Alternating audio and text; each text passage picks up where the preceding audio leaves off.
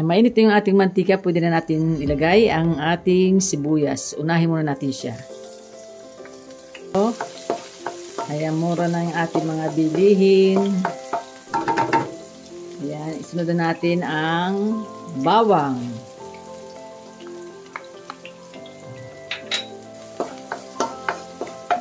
Next, ilalagay naman natin ang luya.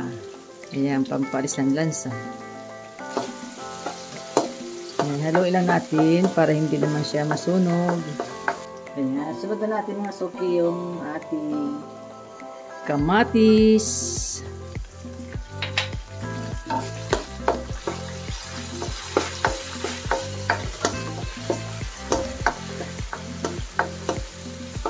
Next, ilagay naman natin ang, ayan, nalagyan natin siya ng paminta. Ayan, lagyan natin siya. Ayan, kailangan panigis tayo, laging may paminta.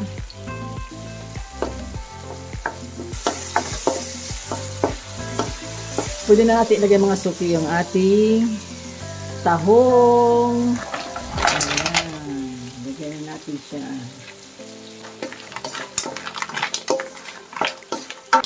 Ayan, haluin lang natin siya hanggang sa bumungka yung ating tahong. Pwede na natin ilagay mga suki yung ating, ayan, kasag or alimang dagat. Ayan, sobrang laki mga suki, oh. Sarap. Ayan, lagayan natin siya dyan. Ito pa. Oh, ho, ho. Ayan, sobrang laki. Kaya malaking kawali ang aking ginamit.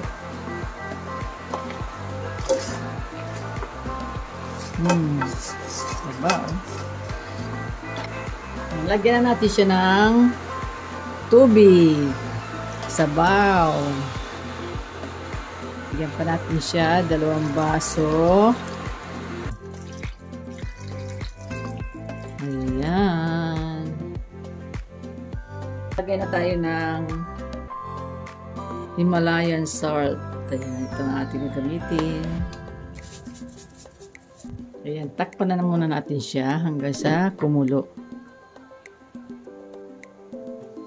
Ayan, tingnan na natin mga suki. Ayan, kumukulo na.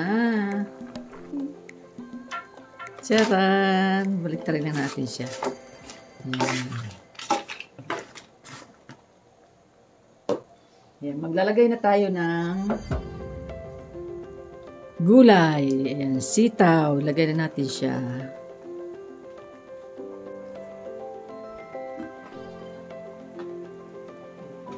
Isunod naman natin yung okra.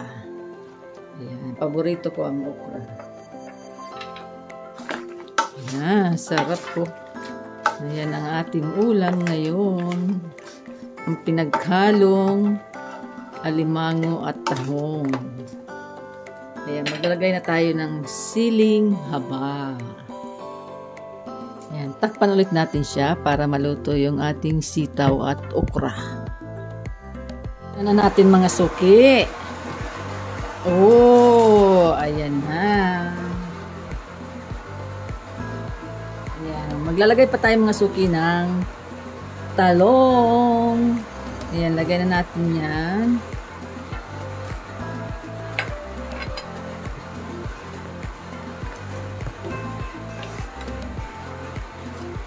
O, diba? Perfect na ang ating ulam ngayon.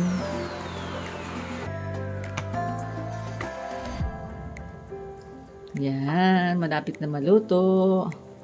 Ito na nga, ito na yung ating pinakahihintay. Charan, hindi siya natanggal yung sipit niya, oh. Ay, sarap. Ayan na. Lagyan natin siya ng gulay. Oho. Ayan, pinaghalo natin siya. Yung ating alimango at tahong. Ayan, lagyan natin siya ng sabaw. Ito na mga suki ang aking recipe ngayon. Ayan. Kainan na tayo. Thank you for watching mga suki. God bless. Bye-bye. Ingat po kayo.